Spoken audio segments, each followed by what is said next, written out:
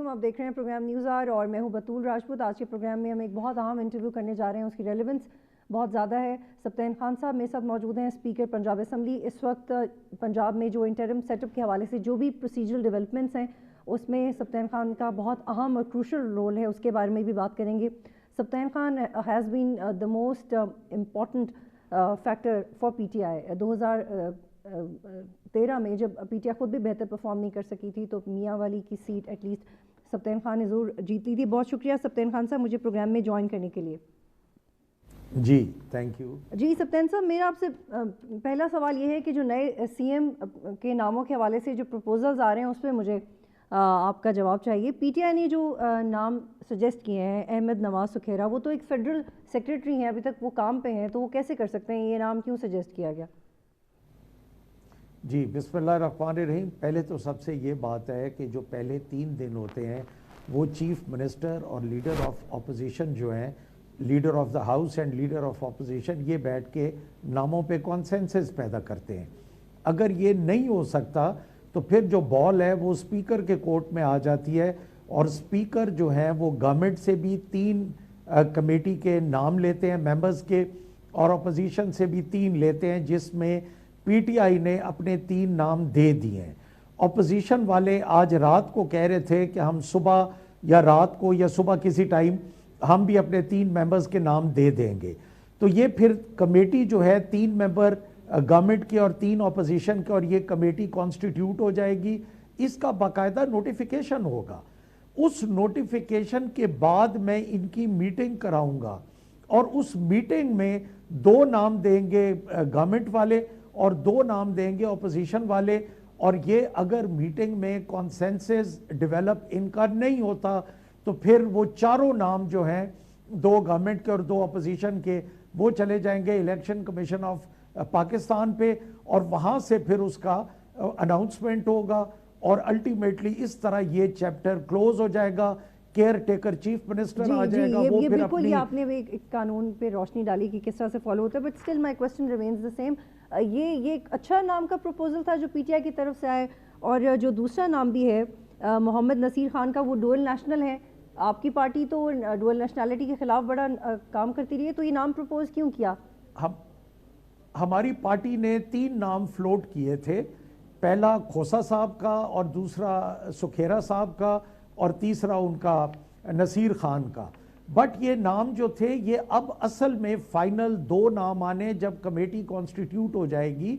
और सुखेरा साहब पे बहुत ज्यादा कॉन्सेंसस था कि सुखेरा साहब गवर्नमेंट भी मान जाएगी और ऑपोजिशन भी मान जाएगी, क्योंकि आवाज आ रही है? जी सुखेरा साहब, खोसा साहब, अच्छा जी, नासिर खोसा साहब, खोसा साहब जी, खोसा साहब जो है, और ये तीनों क्रेडिबल आदमी हैं, चाहे सुखेरा साहब चाहे खोसा साहब। बट अब चूंकि कॉन्सेंसस नहीं हो सका, मेरा सवाल डुअल नेशनैलिटी के ऊपर है सर। आप तो डुअल नेशनैलिटी पे आप और आपकी पार्टी बड़ा बोलते रहे हैं, तो अब ये डुअल नेशनैलिटी आपको सही लग रही है जब नए CM का नाम? हाँ जी, ड्यूल नेशनैलिटी का जब पता चला तो फिर उनका नाम तो ड्रॉप हो गया ना। नसीर खान साहब जो हैं ये फेडरल मिनिस्टर भी रहे हैं, इनके हेल्थ कमीशन के भी रहे हैं इंचार्ज, और फिर इनका नाम ड्रॉप हो गया। फिर 2 नामों पे पाबंदी लग गई कि या खोसा साहब या सुखेरा साहब। लेकिन नासिर खोसा साहब ने तो माजरत कर लिया ना। हाँ जी, उन्होंने दोनों साइडों से, क्योंकि PMLN का भी यही बयानिया आया था कि खोसा साहब पे हमें भी इत्तफाक है, बट उन्होंने माजरत कर ली और वो चले गए, आउट हो गए। तो अब सुखेरा साहब भी नहीं। मेरा ख्याल है कल 2 नाम इंशाल्लाह फाइनल आ जाएंगे और वो मीडिया को भी बता देंगे। और इस वक्त मैं आपके चैनल की वसातत से ये बात करना चाहूंगा कि नाम तो कल 3 जो कमेटी वाले हैं वो आ गए, इंशाल्लाह कल तक आ जाएंगे। उसके बाद 2 नाम जो मुतवक्के चीफ मिनिस्टर के हैं वो PTI की तरफ से भी आ जाएंगे, PMLN और PDM कह लें, PDM की तरफ से भी आ जाएंगे। बट असल क्वेश्चन ये है कि इलेक्शन डेट की अनाउंसमेंट क्यों नहीं हो रही? अब बिल्कुल सही कह रहे हैं, उस पे जाएंगे सप्तान साहब। बट माय क्वेश्चन इज कि आपकी पार्टी की वैल्यूज हर्ट नहीं हो रही इन दोनों का नाम सजेस्ट करने से? क्योंकि आप तो डुअल नेशनैलिटी वाले को रिकमेंड ही कैसे कर सकते हैं? रिकमेंड नहीं क्यों? आप लोग nationality का जब इन्फॉर्म नहीं पता थे कि वो डुअल नेशनल है? इन्फॉर्म नहीं थे आप? मैं यही कह रहा हूं कि जब उन्होंने ड्यूल नेशनैलिटी का बताया तो फिर उनका नाम ड्रॉप हो गया। यही तो मैं आपको कह रहा हूं कि पीछे दो नाम रह गए, खोसा साहब एंड सुखेरा। लेकिन वो तो अभी तक ब्यूरोक्रेसी में है, फेडरल सेक्रेटरी अपना काम करे, उनको कैसे लगा सकते हैं एससीएम?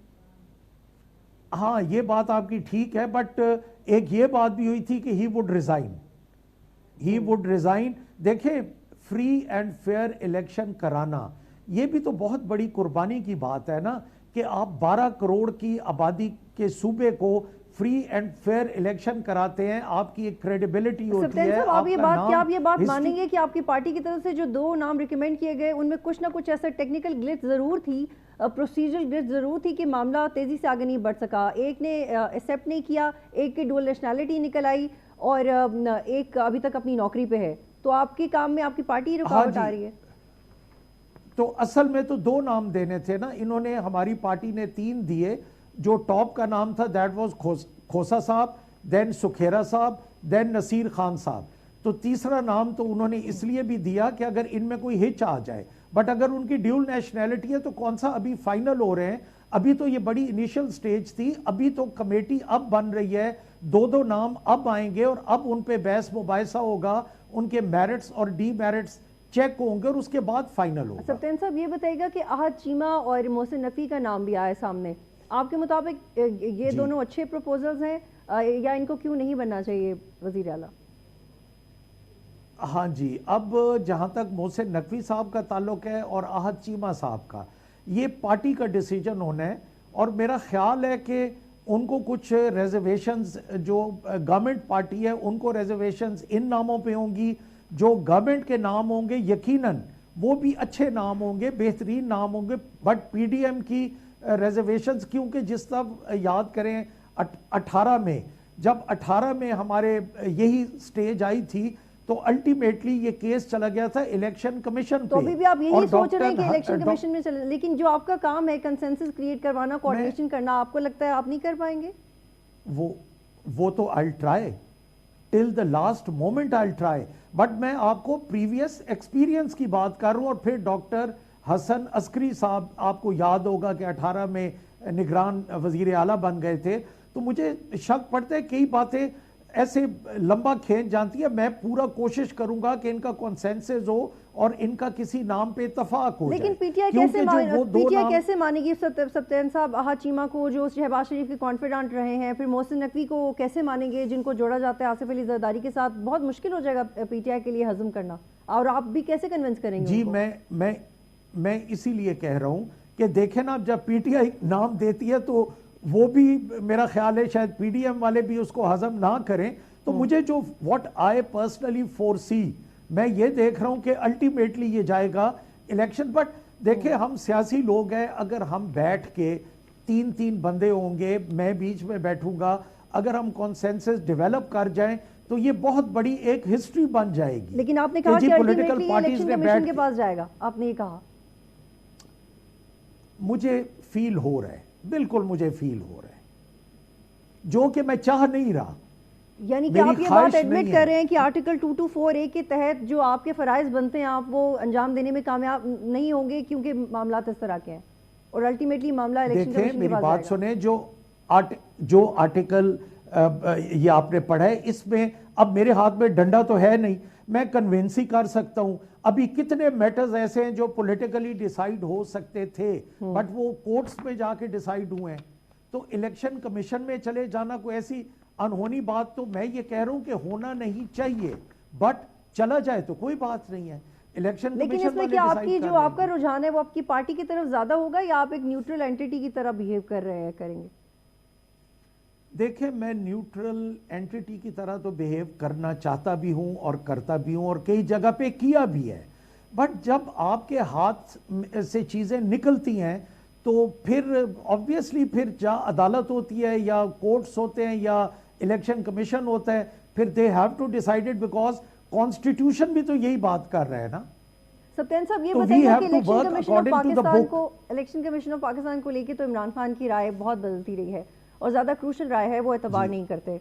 इसकी रिसेंट मिसाल यह है कि कराची में जिस वक्त बलदियाती इलेक्शंस का इनेकाद हुआ तो इलेक्शन कमीशन की तारीफ़ की, फिर जब पीटीआई को वोट नहीं मिला तो ये कहा कि धांधली ज़्यादा है, मिले हुए हैं।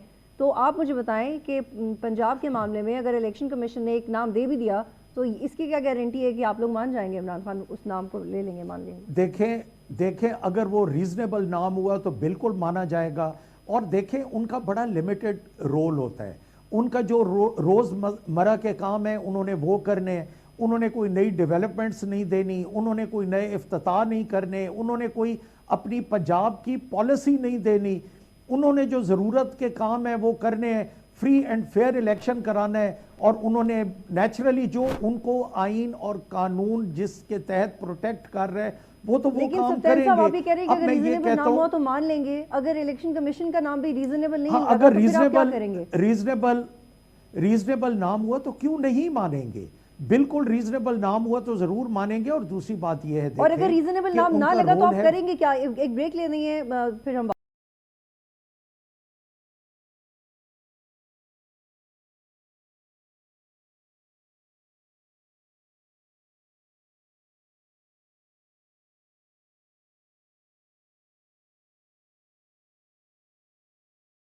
सप्तान खान साहब, आपने ब्रेक से पहले ही कहा था कि अल्टीमेटली मामला ईसीपी में जाएगा और अगर ईसीपी की तरफ से रीजनेबल नाम सामने नहीं आया तो नहीं मानेंगे। तो फिर नहीं मानेंगे तो फिर क्या करेंगे? हाँ जी, मैं वो इस वजह से कह रहा था। देखें, इलेक्शन कमीशन ऑफ पाकिस्तान पे हमारे जो पार्टी है या जो चेयरमैन है पाकिस्तान की सबसे लार्जेस्ट पार्टी के, उनके रिजर्वेशंस हैं, तो पार्टी के भी ऑटोमेटिकली रिजर्वेशंस होंगे। अब मेरा ऐसा, पहली बात तो मैं इसका जवाब ये दूंगा कि ऐसे बंदे को स्टेप डाउन करना चाहिए जिस पे आपको, अगर दो पार्टीज में टसल है पीटीआई और पीडीएम में, और एक जो लार्जेस्ट पार्टी है जिसकी पंजाब में गवर्नमेंट, केपी में गवर्नमेंट, फेडरल में गवर्नमेंट थी, गिलगित में गवर्नमेंट, सिंध में बहुत सारी अक्सरियत, आज़ाद कश्मीर इंडिपेंडेंट है उसमें गवर्नमेंट, और फिर अगर उनको एतमाद नहीं है तो इखलाकी तकाजा तो ये था। जिस वक्त वो आपके हक में बात करते हैं या आपको सूट कर रहा होता है आप तारीफ कर देते हैं। जब कराची में बलदियाती इलेक्शंस का इनेकाद हुआ आपने तारीफ की, आपको वोट नहीं मिला, आपने उन्हें करप्ट कह दिया। नहीं, देखें, वोट मिलना या ना मिलना वो एक अलहदा चीज है। हम ये कोई कह रहे हैं कि पीटीआई को पंजाब में डंडे के जोर पे वोट मिलेगा? देखें, अवाम ने वोट देना है, हम तो सिर्फ ये चाह रहे हैं, और ये हमारा बड़ा जायज मुतालबा है कि फ्री और फेयर इलेक्शन हो। लोग जिसको वोट देते हैं उनको देने दें, वो आजाद हैं। हम तो बल्कि अवाम के पास जाना चाह रहे हैं। तो अब ये देखें, ये जो कल स्पीकर साहब, मुझे लग रहा है कि इमरान खान की पॉलिटिकल स्ट्रैटेजी जो अनक्लियर थी वो मजीद अनक्लियर नजर आ रही है, क्योंकि अगर आप इंटरिम सेटअप पे भी कंसेंसस नहीं करते, आप मजीद टाइम लेंगे। आप असम्बलियां तोड़ चुके हैं, आप इलेक्शन डेट मांग रहे हैं, आप इलेक्शन कमिश्नर ऑफ पाकिस्तान को कह रहे हैं वो स्टेप डाउन करे, आप सब मैसअप करके इलेक्शंस कैसे करवाएंगे? देखें, इलेक्शन कमीशन ऑफ पाकिस्तान को पहली दफा तो नहीं कह रहे कि स्टेप डाउन करें, लेकिन उनकी अपॉइंटमेंट का भी एक प्रोसीजर है, उतना टाइम दे रहे हैं हम गवर्नमेंट को। आप तो गवर्नमेंट को इधर नहीं दे रहे। प्रोसीजर है, मैंने, आपने शायद समझी नहीं, मैंने कहा इखलाकी तौर पे आप कुछ असूल की या प्रिंसिपल्स की बातें होती है। जब एक पार्टी आपके ऊपर डिपेंड नहीं कर रही या आपको तस्लीम नहीं कर रही तो इखलाकी तौर पे, मैंने तो कहा है, मैंने कानूनी तौर पे नहीं कहा। कानून अलहदा चीज है, इखलाक अलहदा चीज है, और फिर आपके ऊपर बहुत बड़ी जिम्मेदारी है, आपने इलेक्शंस कराने हैं। अगली तो बात मैंने ये है कि मैंने ये नहीं, मामले पे आपसे आखिरी सवाल पे मैं आगे बढ़ूंगी। इलेक्शन कमीशन पे भी आपको क्वेश्चनेबल करार दे दिया आपने। ये जो नाम थे उसमें आप बहैसियत स्पीकर भी ये समझते हैं कि बड़ा मुश्किल होगा कंसेंसस क्रिएट करवाना, तो इन चारों नामों में से आपको कोई भी रीजनेबल नहीं लगता? आपको जाती तौर पे क्या लगता है, अभी किसको रेट करेंगे आप सबसे पहले? तो चार नाम नहीं, अभी तक तो चार नाम आए नहीं है ना। ये तो हम सारे मफरूजों पे बात कर रहे हैं। अभी चार नाम तो आने दें। अभी दो नाम पीटीआई के भी नहीं आए और दो पीडीएम के नहीं आए। शायद वो इतने रीजनेबल नाम हो कि जो हमने मीटिंग्स करनी है या मैंने इनकी मीटिंग्स करानी है फॉर्मर एमपीएस की, पॉलिटिकल पार्टीज की, शायद कॉन्सेंसस हो जाए। ठीक, अभी तो हम, कोई नाम क्लियर ही नहीं है ना जी। अभी पहले नाम तो आने दें, फिर पता चलेगा, कल पता चलेगा कि पीटीआई वाले दो कौन से नाम दे रहे हैं, पीडीएम वाले कौन से दे रहे हैं। ठीक है, अभी तक तो क्लैरिटी है ही कोई ना। मुझे ये बताइएगा, एक और जाविये से बात करते हैं कि जम करने की, मर्जर करने की ऑप्शंस मौजूद हैं पीएमएलक्यू और पीटीआई को आपस में। तो अगर परवेज इलाही जाते हैं पीटीआई के अंदर तो कौन सा ओहदा लेंगे? परवेज इलाही साहब के साथ ये बातें चल रही हैं मर्जर वाली जो आप कह रही हैं, बट अभी तक क्लैरिटी तो नहीं है, अभी तो एम्बिगुइटी है। और ये जो होगा तो ऑब्वियसली वो चूंकि इस वक्त पीएमएलक्यू अपने फैक्शन को हेड कर रहे हैं, he is former chief minister Punjab, तो ऑब्वियसली उनको कोई अच्छा होता ही मिलेगा, क्योंकि अभी तक तो मतलब वो अपने पीएमएलक्यू में ही है ना। और फिर सबसे बड़ी बात यह है कि जो पंजाब के एमपीएस हैं 10 के 10 वो चौधरी परवेज इलाही साहब के साथ खड़े हैं, वो किसी और लीडर के साथ नहीं खड़े। लेकिन मुझे ये भी आपको ज़हन में रखना चाहिए। जिसने आपके लीडर के बारे में कहा हो कि सही तो नहीं लगता टीवी पे, लेकिन जो उनकी स्टेटमेंट है मैं वो दोहरा रही हूँ, मेरा काम है। उन्होंने कहा कि नेपिया चेंज करते रहे इनको, 26 मई को इनकी ज़बानें बाहर आ गई थी, इमरान खान ने खुद भी उनको डाकू कहा। तो आपका जो नज़रियाती कारकुन है और जो नज़रियाती लीडर है उसको कैसा लगेगा अगर आप परवेज इलाही को पीटीआई में शमूलियत अख्तियार कर देते? देखिए, पॉलिटिक्स में इस तरह की स्पीचेस तो होती हैं। वो आप देखें वो दिन कहाँ गए जो लड़काना की सड़कों पे और खंबे के साथ लटका रहे थे और लाहौर की सड़कों पे घसीट रहे थे और पेट फाड़ के बीच में से पैसे निकाल रहे थे। और वो फजल रहमान साहब कहते थे कि इनके साथ पीपल्स पार्टी वालों के साथ बैठना नहीं चाहिए। तो फिर आप ये कहना चाह रहे हैं कि इमरान खान, नवाज शरीफ और आसिफ अली जरदारी में कोई फर्क नहीं है? मैं बिल्कुल ये तो कहना नहीं चाह रहा, आप समझ रही हैं, वो आपका राइट है। इमरान खान का क्या एक्सपेक्टर है? नहीं, मैं ये बिल्कुल नहीं कह रहा। मैं ये कह रहा हूं कि इमरान खान को देखें, आप नेगेटिव पहलू देख रही हैं तो पॉजिटिव भी देखें। सबसे पहले रेजोल्यूशन की समरी पे चौधरी परवेज इलाही ने साइन करके इमरान खान के आगे रख दिया। उन्होंने कहा कि ये इमरान खान की अमानत है, मेरी चीफ मिनिस्ट्री जो है वो इमरान खान की अमानत है। और आप देखें कि कहीं लेकिन मैं आपके नजरियाती कारकुन की बात करी, जितने आप कन्विंस हो रहे हैं आपका कारकुन भी उतना ही कन्विंस होगा? कारकुन बिल्कुल कन्विंस होगा। और हमारा चेयरमैन का, जरदारी साहब का, आप चेयरमैन को उनके साथ कह रही हैं कि आप लोग टीवी चैनल्स पे कहते हैं कि मसालियत के बादशाह लाहौर में लैंड कर गए, उनके तैयारे पीछे आ रहे हैं, फला मिनिस्टर साहिबान पीछे आ रहे हैं, अब लाहौर में मैदान लगेगा। हम लोग ये आपको इसलिए भी बार बार याद करवाते हैं क्योंकि इमरान खान कहते थे कि ये डाकू हैं, मैं इन लोगों से बात नहीं करूंगा, इनके साथ तो मैं बैठ नहीं सकता। लेकिन उनको अपना इत्तेहाद बचाने के लिए उनके साथ बैठना भी पड़ा, खाना भी खाना पड़ा, मजीद ऑफर्स भी करवानी पड़ी इत्तेहाद बचाने के लिए। बट जब वो आमने सामने बैठे उनकी गलतफहमियां दूर हुई।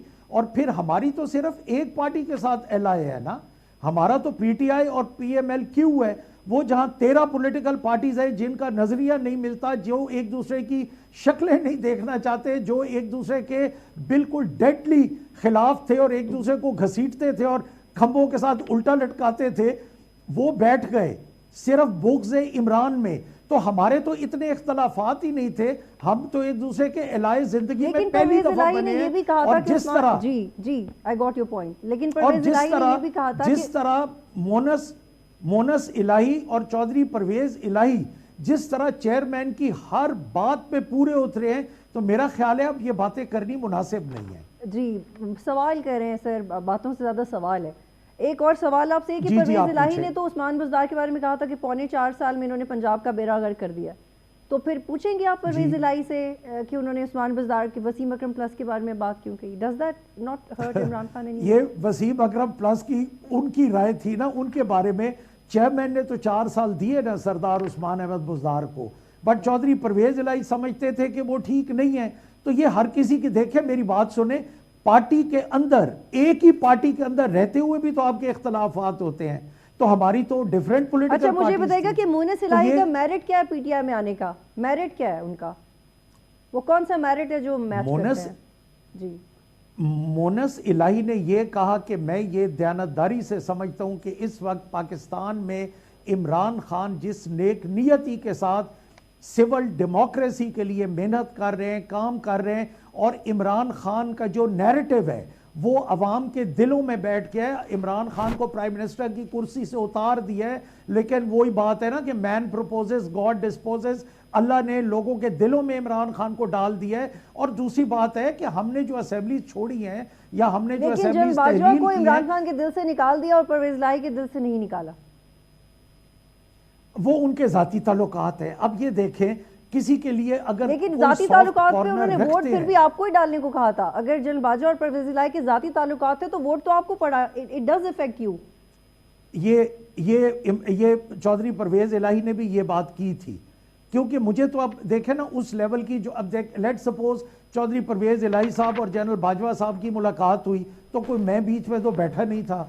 हम तो वही जो टीवी से न्यूज़ सुन रहे हैं, हम तो वही न्यूज़ सुन रहे हैं। और दूसरी बात है, देखिए हमारा जो नैरेटिव था, ये कल परसों जब इन्होंने 35 रिजाइंस कर दिए, परसों तक स्पीकर साहब कहते थे कि मैं एक एक बंदे को बुलाऊंगा, अब 35 निकाल दिए, पहले 9 निकाल दिए।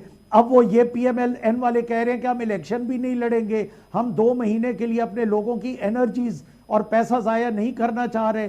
तो मतलब फिर अगर आपने निकालना है तो आप सारों को निकाल दें। ने भी अपना एक सियासी मूव चला, आपको ये इस बात का ख्याल नहीं आया जब आप असेंबली से बाहर जा रहे थे, आपको बड़ा कहा गया कि फ्लोर पे रह के करें, लेकिन अब आपको रियलाइज हो गया है कि अंदर रहना जरूरी है। तो तब नहीं, तो हम तो अभी तक असेंबली में वापस तो नहीं गए। हमारे जो नेशनल असेंबली के मेंबर्स हैं वो अभी तक असेंबली में तो नहीं गए। इमरान खान का देखें एक मौकफ था, मुझे 1 मिनट दे दें। इमरान खान का एक मौकफ था कि हमने इस करप्ट गवर्नमेंट के साथ नहीं चलना जो लोगों के, गरीब लोगों के हकूक पे डाका डाल रहे हैं। हमने कोरोना को फाइट किया, हमने हेल्थ कार्ड दिए, हमने किसान कार्ड दिए, पनाहगाहें बनाई, हमने यूथ कार्ड दिए, वो सारों को आके अच्छा इन्होंने बुलडोज कर दिया। अब इस वक्त हालत देखें, फैसलाबाद की आपकी इंडस्ट्री बंद हो गई, गंदम कहां पहुंच गई, आटा कहां पहुंच गया, जो फेडरल गवर्नमेंट ने प्रोविंसेस के फंड दे अच्छा, मुझे शॉर्टली इसका थोड़ा क्रिस्प जवाब दीजिएगा, मुझे ब्रेक लेनी है, very shortly, if you can name the person if you are comfortable. मुझे बताएं कि वापस जाने का मशवरा किसको दिया है इमरान खान ने कि असेंबली वापस जाने का मशवरा नेशनल असेंबली का? जी। आप किसका पूछ रही हैं? मैं नेशनल असेंबली के बारे में पूछ रही हूँ, जब शहबाज शरीफ तो नेशनल असेंबली का क्या ये वापस नहीं, तो PTI वापस चली गई है। लेकिन उन्होंने कहा ना कि हम ऐसा सोच रहे हैं, हम जा सकते हैं वापस, मशवरा कहीं से आया? देखें, अगर PTI अच्छा इसका जवाब भी अभी ले लें कि अगर PTI ने वापस जाना था तो कल तक, परसों तक तो ये 100+ थे, तो 70-75 तो अभी भी हैं, अभी भी लार्जेस्ट ये है ऑपोजिशन पार्टी। तो सुबह जाके बैठ जाएं, अगर इन्होंने जाने, इनको कौन निकाल सकता है?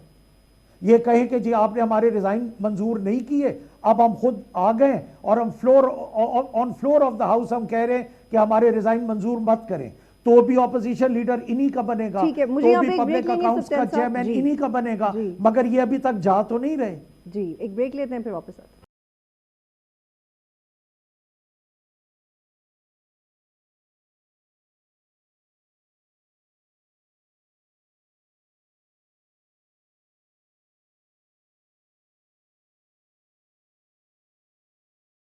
खुश आमदीद सप्तान खान साहब, मेरे पास आखिरी चंद मिनट हैं और कुछ अहम सवाल हैं। मुझे ये बताइएगा कि मंजूर वट्टू की केस में 1993 में आप पॉलिटिकली बहुत एक्टिव थे, तो उस दौर का ऐसा कौन सा टेक्टिक है जो आप अभी अप्लाई करते हैं, क्योंकि PTI बहुत रिलाई करती है आप पे पंजाब में?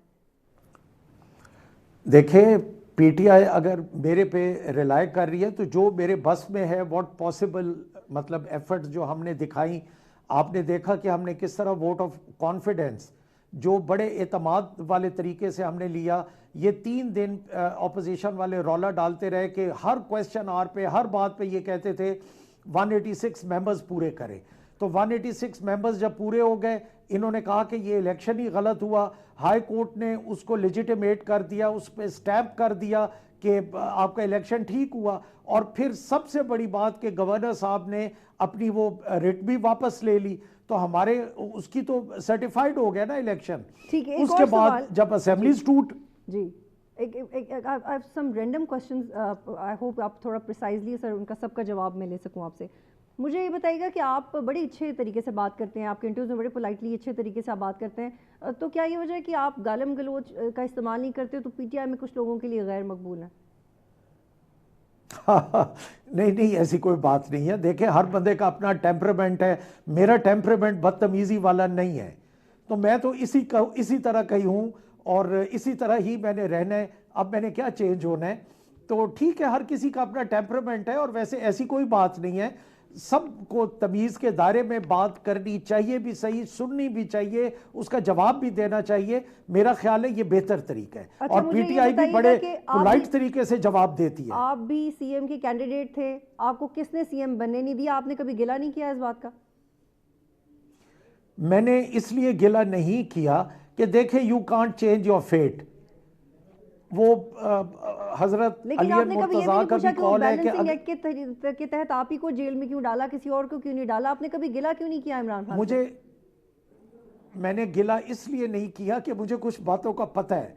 तो जब मुझे पता है तो अब देखें, फिर वही जब गिला नहीं किया तो उसके बाद जब फिर दोबारा मुझे मिनिस्टर बनाया फॉरेस्ट का, उसके बाद जब हमारी गवर्नमेंट गई तो मुझे पार्लियामेंट्री लीडर। कैसे ठीक हुए दोबारा? बाकियों के तो नहीं हो सके। मेरे तो ऑटोमेटिकली ठीक हो गए, ऑटोमेटिकली ठीक हो गए। हाँ, उसके बाद पार्लियामेंट्री लीडर बनाया, उसके बाद ऑपोजिशन लीडर बनाया, उसके बाद स्पीकर बना दिया। अच्छा, तो अब फिर क्या गिला रह गया जी? इतने बड़े दिल के आप, बस यूं ही समझ लें। सप्तान साहब, मुझे ये बताइएगा कि आपने एक इंटरव्यू के में एक सवाल के जवाब में कहा कि आप कासिम सूरी बनना चाहते हैं। सर, तो उन्होंने तो कानून तोड़ा था अंडर आर्टिकल 95(2). कोर्ट ने कहा कि कंटेंट्स वर डिस्प्लेस पार्शली, साइफर वाली चीज़ ठीक नहीं थी। उन्होंने कॉन्स्टिट्यूशनली रोका वोट ऑफ नो कॉन्फिडेंस को, जो कोई नहीं कर सकते थे। जो उन्होंने किया वो उनका इस्तेहकाक नहीं था। आप कानून तोड़ना चाहते हैं कासिम सूरी की तरह? नहीं, मैं कानून बिल्कुल नहीं तोड़ना चाहता, लेकिन फिर अगले प्रोग्राम में मैंने ये भी कहा कि मुझे मोहम्मद सप्तान खान ही रहने दें, और कासिम सूरी साहब हों या असद कैसर साहब हों, दोनों काबिले हमारे लिए इज़्ज़त के लायक हैं। बट अब ये देखें, जो मैंने फैसला दिया या जिस तरह मैंने वोट ऑफ कॉन्फिडेंस लिया, चौधरी परवेज इलाही ने लिया या मैंने करवाया वो उसको, तो वो तो ऑनरेबल हाई कोर्ट ने उसके ऊपर स्टैम्प कर दिया कि ये बिल्कुल ठीक हुआ है कि मुझे सप्तान खान ही रहने दे। राइट? नहीं, मैंने वापस नहीं लिए। कासिम सूरी साहब की मैं अभी भी रिस्पेक्ट करता हूं, बट वो कोर्ट में चूंकि वो और टाइप का फैसला आ गया तो उस पर मैं कमेंट नहीं करना। ठीक है सर, लास्ट 2 क्वेश्चंस। आप खुद 100 केनाल के घर में रहते हैं, आपके लीडर 50 लाख घर क्यों नहीं बनवा सके? आपको ये सोच के कभी कभी बुरा लगता है कि मैं इतने बड़े घर में रहता हूँ और जो मेरा लीडर है उसने ये वादा पूरा नहीं किया? देखें, अगर मैंने ये बाद में बनाया है, मैंने परचेज किया है, तो मुझे बुरा लगना चाहिए। अगर मेरी इनहेरिटेड प्रॉपर्टी है, बाप दादा की जायदाद है और नस्ल दर नस्ल चल रही है, तो उसमें मुझे तो अल्लाह का शुक्र अदा करना चाहिए। मुझे जहन में ख्याल तो आता ही होगा, अल्लाह का करम है, बस अल्लाह ने दे दिया। और लैंड रिफॉर्म्स में भी बड़ी जमीनें गई, जो लैंड रिफॉर्म्स में हमारी जमीनें गई वो सारी भुट्टो साहब की दोनों लैंड रिफॉर्म्स में। आखिरी सवाल ये कि आपने कहा था कि याया खान आपके रिश्तेदार भी हैं, आपने कहा कि he was a great soldier, he was not a good politician. आपने कभी समझाने की कोशिश की कि इमरान खान को कि आर्मी के बारे में एक पर्टिकुलर माइंडसेट होना चाहिए, जो आपने अपने इंटरव्यू में आपने कभी अपने लीडर को समझाया? नहीं, क्वेश्चन क्या था? क्वेश्चन ये है कि आपने अपने इंटरव्यू में कहा कि Yahya Khan was a good soldier, he was not a good politician. तो आपकी बड़ी क्लैरिटी ऑफ व्यूज नजर आई मुझे, लेकिन ये व्यूज आपके लीडर में नहीं है। उन्हें तो इदारों की मदद चाहिए थी। he was the youngest general in history, youngest general। लेकिन इमरान खान को समझ क्यों नहीं आया सर? वही मैं कह रही हूँ, बस शॉर्टली बताइएगा, इमरान खान को समझ क्यों नहीं आया कि फौज को सियासत में अगर लाएंगे तो उनको नहीं लेना चाहिए था फायदा किसी भी तरह का? मैंने ये इमरान खान साहब के लिए ये बात नहीं की थी, मैंने इन जनरल ये बात की थी कि he was a thorough soldier. लेकिन आपने क्या इमरान खान को समझाया था, हाँ या ना? कभी समझाने की कोशिश? देखें मेरी बात सुने, वो पार्टी को हेड कर रहे हैं, वो चेयरमैन है, मतलब मेरी क्या हैसियत है कि मैं उनको समझाऊं? हम तो रिक्वेस्ट कर सकते हैं कि सर। ज्वाइन कर रहे थे नाज़रीन प्रोग्राम में। शुक्रिया।